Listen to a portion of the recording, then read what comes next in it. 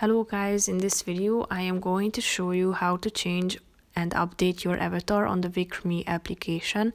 But first I just want to mention, don't forget to subscribe to my channel, because at 10,000 subscribers I am going to show you my whole YouTube revenue statistics and growth strategy, how to make money online.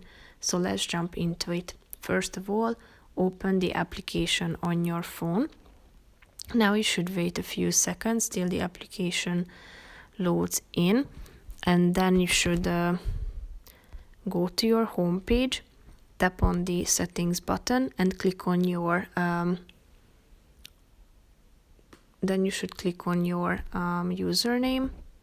After that you should tap on the update avatar image button, and you have three options. After clicking on this button, you can choose a picture from your gallery. You can take a picture and set it to your avatar, or you can delete the existing one. If you want to take a picture, you should allow the app to have access to your camera, so tap on the OK button and take a picture. Click on use photo down below if you are satisfied with it, and as you can see, it will be set automatically.